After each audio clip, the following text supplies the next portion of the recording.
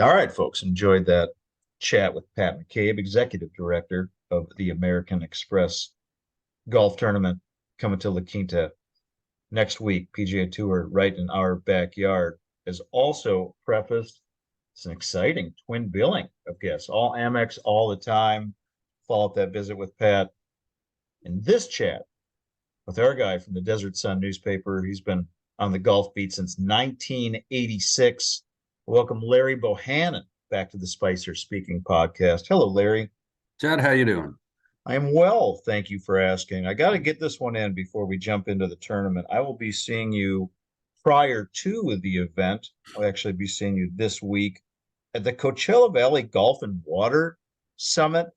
Right. Was maybe not going to ask you about this, but I have to in the sense that how can our region or our state, this isn't a meteorology show, but how can we technically be in extreme drought and extreme flooding at the same time? Yeah. And I think the drought situation has gotten better over the last couple of months because we have had several storms come through. If you look at that drought map that used to be all red, deep red, burgundy red, Right. it's now more yellow and gold and things like that. So we're doing better in that regard. What's not doing better is the Colorado River. And unfortunately, that's where a lot of our water, particularly for golf courses in the Coachella Valley, comes from. I think there's something like 30 or 35 golf courses in this valley that are hooked up to Colorado River water. And that is still a problem. And there's still talk about cutting back on that water. They had a summit, the Southern California Golf Association, up in Chino Hills about 3 months ago, I guess, a water summit. And unfortunately for desert golf courses, that summit tended to be more about Southern California, not about the desert. Yeah. This particular summit is very specific to Southern California's deserts. And I think there'll be a lot more participation. And and a lot of the questions are going to be about what golf courses should be doing, what they should be preparing for, if indeed we do start losing that Colorado River water. Do they just start pumping from the aquifer? Well, that's maybe not the best option.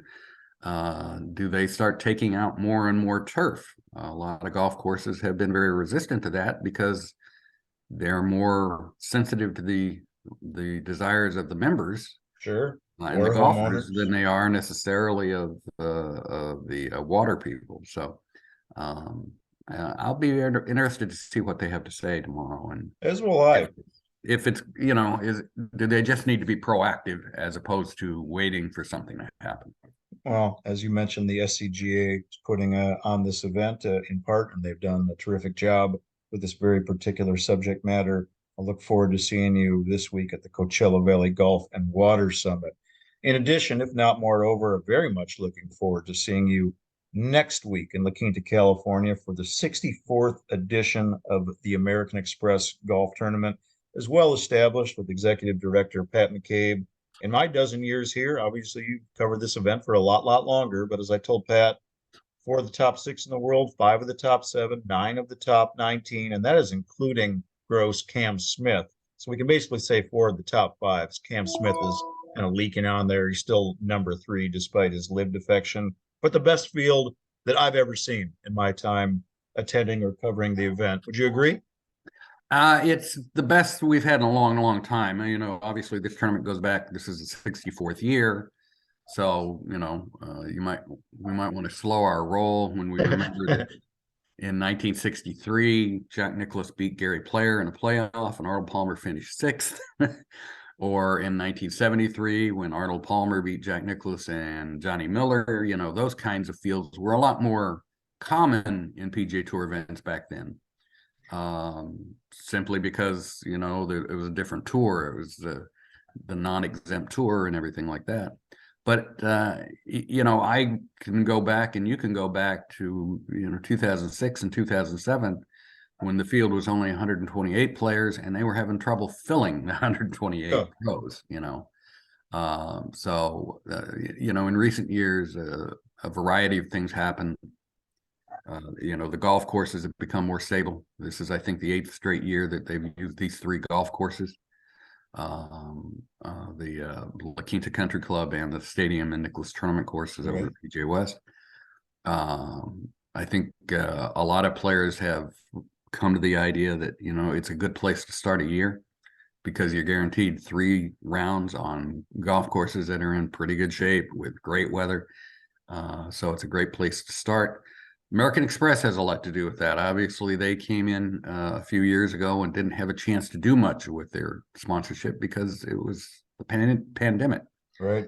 Now they're pushing, and their association with guys like Tony Finau certainly have brought him to the event. And part of it's a little luck. Let's be honest. I mean, Scotty Scheffler was in this field last year, and he was a nice addition to the field. And then he went out and won 4 tournaments real fast, including the Masters. And now he's back as the number 2 player in the world and the Masters champion. And that looks a whole lot better than what it did just 12 months ago. So a lot of things have happened, but this is a very, very strong field. They've added a couple of players this year, Tom Kim and Xander Schauffele and guys who maybe haven't played here for a long period of time. So it's a very strong field, and doing it all without being an elevated or designated tournament. That's right. No shortage of events where dudes are playing for $20 million. Here at the American Express, playing for a more humble $8 million, but that's up from 5.9. So it's quite a graduation for the purse. Yeah, and the winner still gets 1.44 million. So I think you're not leaving here crying if you win the golf tournament. No, not too shabby for 4 days of work.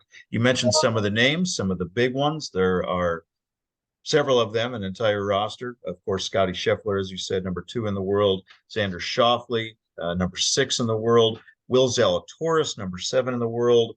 Got Patrick Cantlay coming back. He stands at number 4. Tony Finau, whom you mentioned, he's 12th, right behind him. Sam Burns, number 13 in the world. Tom Kim, rising star, at number 14. Sungjae Im at number 19 in the world. I think I forgot to mention Jon Rahm coming off his win. Can't forget Jon Rahm right now. No, past champion, already got a win in the books this calendar year, number 5 in the world. Which of those names intrigues you most this season, Larry? Jon Rahm, easily. He had a good year last year. But really since September, and he was even quoted as saying this a couple of days ago, he thinks since September, he's been the best player in the world. He's won on the tour 7 straight years now with the victory that he just got at the Century Tournament of Champions. He won last season on both the PGA Tour and the DP World Tour again. Yeah. He seems like he is just playing as good a golf as anybody. Obviously, Rory McIlroy had a fantastic year too last year. Cam Smith had a great year last year, not on the PGA Tour this year. Scotty Scheffler had a great year last year. But moving forward, moving into the majors in the spring, who do I look at as a guy who's going to be very tough to beat week in, week out? I think it's Jon Rahm. He putts very well, particularly if it's left to right. I don't know how he creates all that power with that swing he has, where he does not take that club back to anything close to parallel on his backswing. But he drives the ball very well. Right now, I think he might be a smidge better than McIlroy, but not much, and obviously the storyline with McIlroy, even though he's not here, will be the build up to the Masters, and can he finally get that too? So, Rahm is a scary golfer. Yeah, and it's tough to go against that. He's got a lot of pedigree. He's got a lot of familiarity here. Had a little fire in the belly last season, as some attendees or viewers might remember. So there could be some enhanced motivation to come out and grab this tournament for a second time. Sticking with that marquee list for a moment, it is really compelling. I mean, Xander Hasn't been here since 2017 when he played at the latter of back-to-back years. Will Zalatoris did not have a great tournament last year. Didn't have a bad tournament. Had a fine finish, but really it was by virtue of a pretty crummy round at La Quinta Country Club. I think that he either opened the event with a 71 there, might have been his second Yeah, round. Um, and he was surprised and he was disappointed going back and reading the quotes that he gave after that round. He thought he just kind of gave it away. I mean, he put a 66 just to kind of throw a number out there on his card for that round, which is what Will Zalatoris should have at the Quinta Country Club. He sure. is right in the mix. I mean, to me, yeah, Scotty Scheffler, solid performance last year. A couple of the others, Patrick Cantlay, of course, has flirted with this tournament, has had some unbelievable single round performances. Don't really know what Tom Kim is going to do. Can't really say about Sam Burns at this point in the year quite yet. So for me, it's Will Zalatoris that I'm personally keeping an eye on to contend with Rahm. Yeah, he's coming off a back injury that cost him the second half of last year. He did play at the Century in Hawaii. So I'll be interested to see just how much he is in tournament shape, ready to go out and play. But he did have that bad first round, and then came back in the second round, and suddenly he was third on the leaderboard. So you go, okay, this guy can play anywhere. And he finally did win on the PGA Tour last year. Got that first win that has been so elusive for him, even though he's contended time and time again in tournaments and in major championships.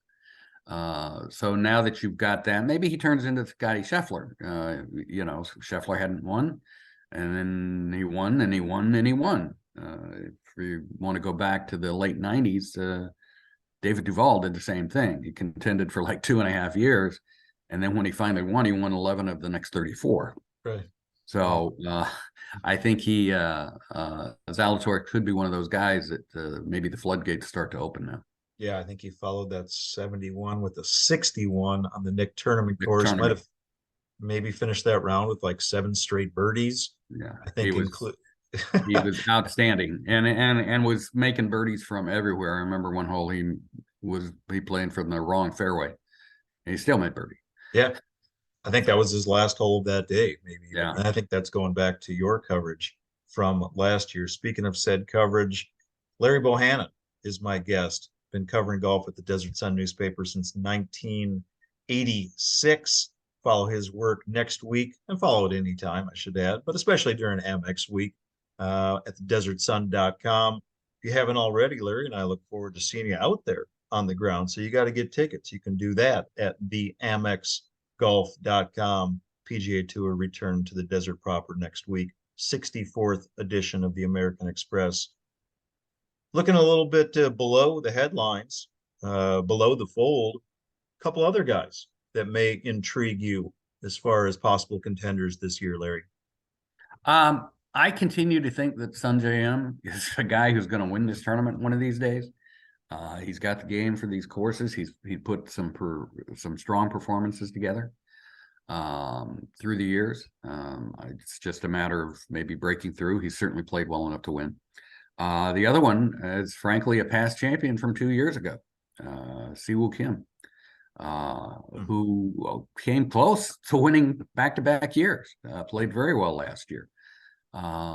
So, is he one of those guys that's going to be a top 10 guy here whenever he plays? That's an interesting, excuse me, that's an interesting name. And, the other name, even though it's maybe not quite below the headline, is Tony Finau.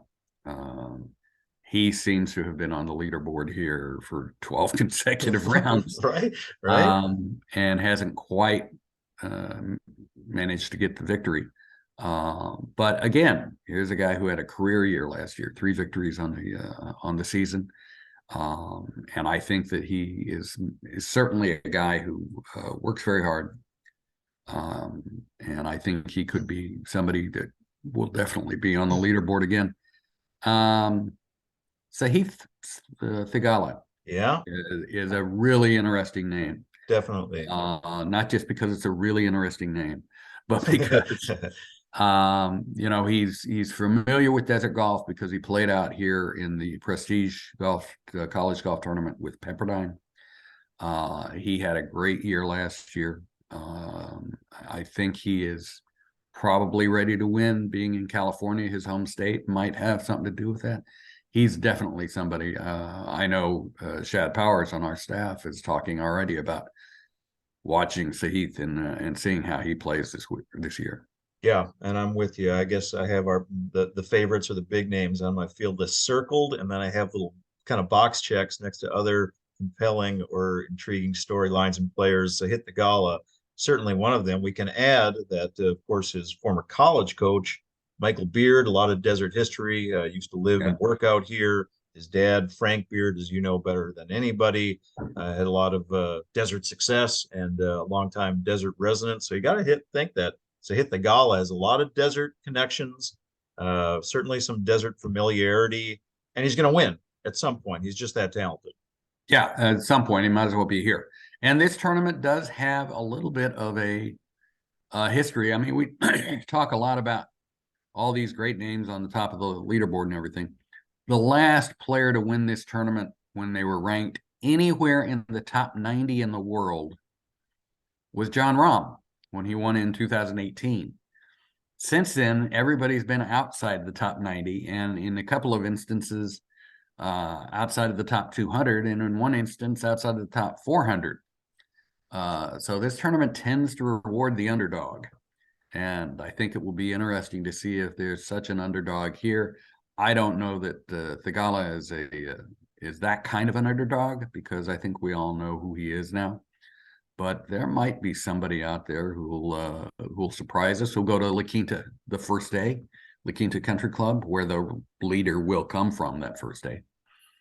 Last year it was Patrick Cantley and Lee Hodges shot 62s at La Quinta. So you're going to see the same kind of thing this year over there.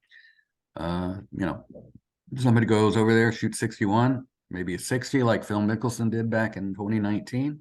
Right. And insert themselves into the chase right from the beginning. Sticking with the names and storylines, just a couple others that I've blocked off. I'll run these off, and you can kind of cherry pick which one you want to talk about a little bit. Ricky Fowler is in the field, seeing him come back into form a little bit. It'd be cool to see him Yeah, contend as two top tens for him in the last three tournaments. Yeah, definitely playing better. Seems to have his swing back a little bit. He will, as he always is, be a fan favorite. He'll have a nice gallery. Tom Hoagie, two-time Minnesota amateur champion. He got on the board at Pebble Beach last year, and of course that happened after he was the runner-up. I think a He lot of came us have close. forgotten that he finished in second place at the American Express last year. Good showing at the Century. The guy is just a total premier ball striker. We'll see if he can putt his way into contention at our event. Zach Johnson appearing. He will be the Ryder Cup captain Right. for the upcoming event. He's in the event. Taylor Zach gets a little interesting history here because he's played here a lot and been a contender quite a few times. But, I think the reason he's here, the reason he's going to play a lot of tournaments this year is because, as you mentioned, he is the Ryder Cup captain, and he's going to want to see these guys up close and personal. You might remember Davis Love played here last year as President's Cup captain. Yes. And that was he was skipping PGA Tour champion events so he could come over and play and see what guys were looking like. So that's really going to be Zach. If he can insert himself into the top 10, that would be a big week for him. A couple more for you. Young Taylor Montgomery, not all that young, but he's still in his 20s. Could be a rising star, 7 for 7 in cuts this year. Davis Riley, we saw him have a great rookie campaign last year. Justin Rose is back. Kind of cool to have him in the field. We mentioned Former Sahith world number Theegala. one. Yeah. Yes, former major champion. And Brandon Wu, we kind of talk about guys that might not be, say, gaming favorites, but he is somebody that is on the come. I'm going to be Yeah, keeping an and eye on Brandon Wu. some of those names you mentioned are guys who are coming back to the tour, who are coming up to the tour. With 156 players early in the year, and a lot of solid players maybe skipping some of the West Coast to get ready for Florida, as they tend to do. We do tend to get a lot of Corn Ferry guys from the previous year, whether it's from their money list or from their playoffs. And a lot of those guys come here and play very well because Yeah. they continued to play, whereas some of the other guys have taken time off. As you mentioned, Montgomery, he's got seven events. Most people don't have seven events at this point. So he's probably coming here thinking to himself, my game is not necessarily rounding into shape. His game is in shape already. Let me ask you lastly, and I kind of ask you this one annually. I know there's no cheering in the press box. I know we can't pick favorites. You've already established John Rahm as the front runner in your mind. Can't really argue with that. But come Sunday afternoon on January 22nd, what might be the story that Larry Bohannan wants to write? I think the best story would be a Ricky Fowler victory. Um, Ricky hasn't won here, hasn't won on the PGA Tour in a while. Yeah. He really kind of hit bottom at some point. Even last year, I think he was down into the 170s on the world golf ranking, which is impossible for a guy as good as him. If he were to win here, I think the entire golf world would pay attention and say, "Wait a minute, is this the Ricky Fowler who was top 5 in all 4 majors back in the day? Is this the guy who's was going to be that next big star and just hasn't quite made it work the last 3-4 years?" That would be the win that I think most people would pay attention to. The other one would, of course, be Rahm. He's not the highest ranked player in the field, but he may be the best player in the field. And he has desert connections. He loves the American Southwest. He loves Phoenix. He loves San Diego, and he's already won here. So that would be a good story for us as well. Well, whatever the story ends up being, I'll look forward to sitting next to you as you write it up. Friends, it's Larry Bohannan, golf writer for the Desert Sun newspaper since 1986. Follow his work all year long at desertsun.com or go out and buy a physical, tangible newspaper, but especially next week for the Amex. You can get your tickets, by the way, at theamexgolf.com. Look forward to next week, my friends, sitting next to you, learning something, picking your brain. Until then, appreciate your time. We'll see you at the Coachella Valley Water Summit. Let's go cover this thing a 37th time. We'll see you there, my man. Appreciate All it. right. Bye.